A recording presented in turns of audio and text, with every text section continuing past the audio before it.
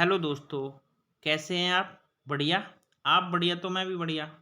तो दोस्तों, मैं आज आनुवंशिकी के कुछ एमसीक्यू प्रश्न लेकर आया हूं और जो कि परीक्षा की दृष्टि से अत्यंत महत्वपूर्ण है।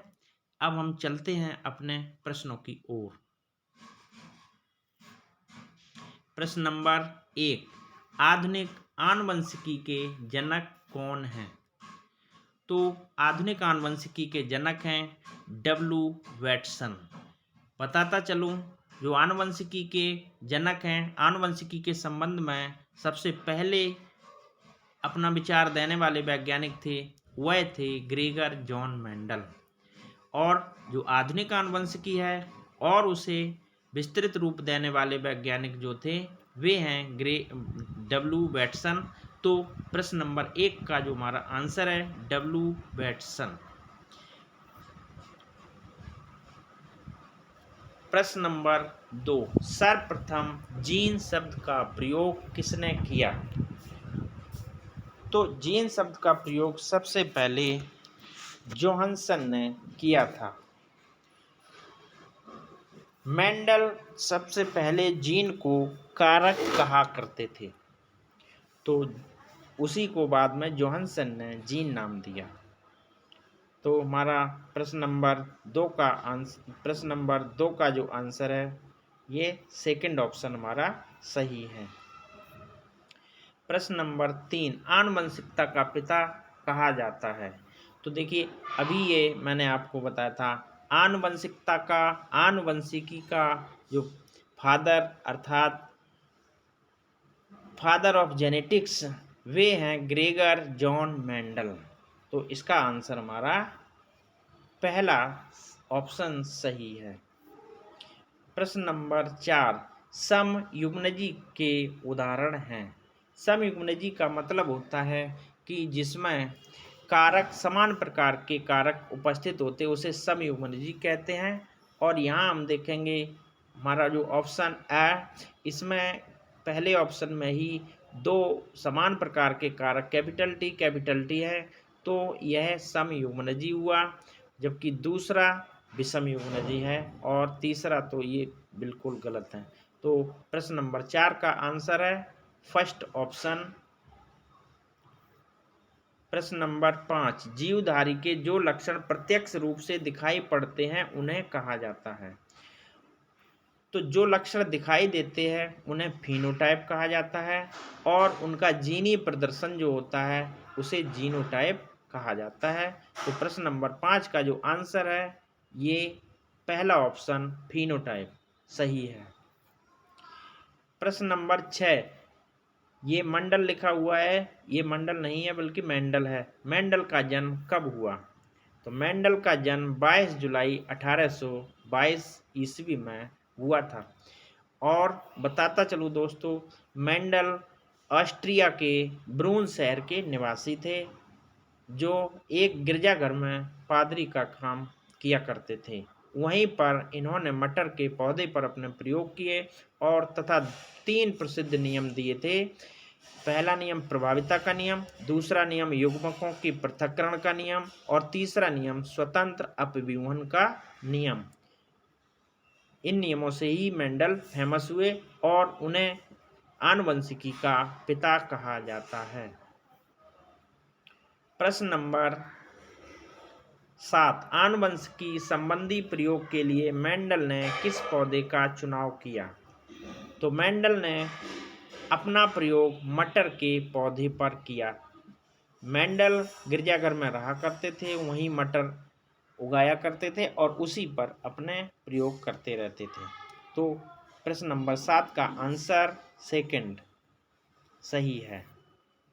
प्रश्न नंबर 8। सर्वप्रथम जैव विकास के संबंध में एक बात का प्रतिपादन किसके द्वारा प्रस्तुत किया गया? तो जैव विकास के संबंध में सबसे पहले अपना मत प्रस्तुत करने वाले वैज्ञानिक जीन बैप्टिस्ट डी लेमार्क थे, तो जिन्होंने अपना जो जैव विकास के संबंध में मत प्रस्तुत किया, जो बाद में लेमार्कवाद के नाम से फेमस हुआ। प्रश्न नंबर 8 का आंसर फर्स्ट ऑप्शन सही है। प्रश्न नंबर 9, डीएनए या आनुवंशिकी पदार्थ में होने वाले परिवर्तनों को क्या कहते हैं? तो डीएनए एक आनुवंशिक पदार्थ होता है, अगर उसमें किसी भी प्रकार का परिवर्तन होता है तो उसको उत्परिवर्तन कहा जाता है। जोहानसन ने इसे कहा था, जोहानसन ने उत्परिवर्तनवाद दिया था। उन्होंने बताया था कि जीवों में होने वाले अचानक परिवर्तनों को उत्परिवर्तन कहते हैं और जो कि आनुवंशिक पदार्थों में होते हैं। प्रश्न नंबर 9 का आंसर सेकंड उत्परिवर्तन सही है। प्रश्न नंबर 10, सहलग्नता की सर्वप्रथम विस्तृत व्याख्या किसने की? तो सहलग्नता की सबसे पहले विस्तृत व्याख्या मॉर्गन ने की थी। इसका आंसर प्रथम सही है। मेंडल ने आनुवंशिकता के नियम दिए थे, डार्विन ने डार्विनवाद दिया था और लेमार्क ने लेमार्कवाद दिया था।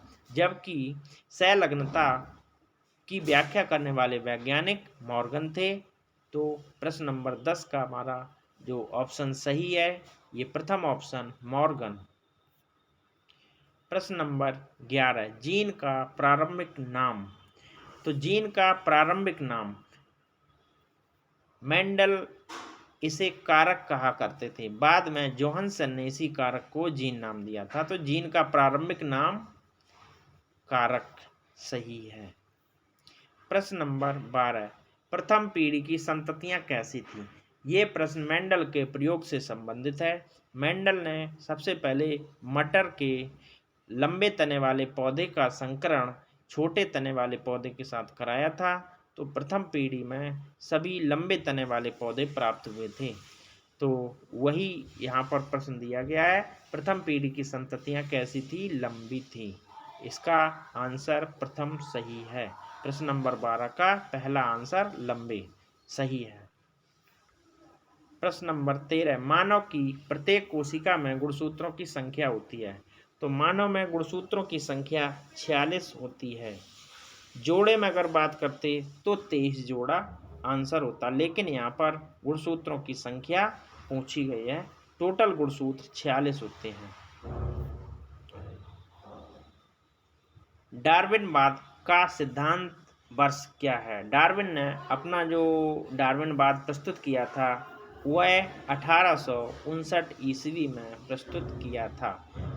तो प्रश्न नंबर 16 का आंसर तीसरा ऑप्शन 1859 सही है।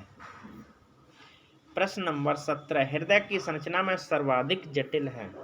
तो हृदय की संरचना सबसे ज़्यादा जटिल मानव में होती है। मानव में दोहरा परिसंचरण पाया जाता है और इसमें अधिक जटिलता पाई जाती है, जबकि मछली में द्विबेशयुक्त होता है हृदय, मेढक में त्रिबेशयुक्त हृदय होता है, जबकि सर्प में भी त्रिबेशयुक्त हृदय होता है। मानव में 4 बेशयुक्त हृदय पाया जाता है। इसके अलावा और भी बहुत सारी जटिलताएं इसमें होती हैं। तो प्रश्न नंबर 17 का आंसर जो हमारा है वह है मानव। क्लोन का उदाहरण है। तो क्लोन सबसे पहले डॉली नाम की भेड़ क्लोन के रूप में तैयार की। क्लोन क्या है कि बिना युग्मकों के संलयन के द्वारा नए जीव की उत्पत्ति करना होना क्लोनिंग कहलाती है। और डॉली नाम की भेड़ सबसे पहले क्लोन से तैयार की गई थी। तो सबसे पहला क्लोन डॉली। प्रश्न नंबर 19, आनुवंशिकी का जनक। तो आनुवंशिकी के जनक जो हैं वो हैं ग्रेगर जॉन मेंडल। ठीक है। प्रश्न नंबर 20, आनुवंशिकी का प्रथम नियम। तो आनुवंशिकी का प्रथम नियम है प्रभाविता का नियम। बताता चलूं, आनुवंशिकी का प्रथम नियम प्रभाविता का नियम, द्वितीय नियम युग्मकों की पृथक्करण का नियम और तृतीय नियम स्वतंत्र अपव्यूहन का नियम है। और यहाँ पर प्रथम नियम पूछा गया है। तो प्रश्न नंबर 20 का आंसर तीसरा ऑप्शन प्रभाविता का नियम सही है।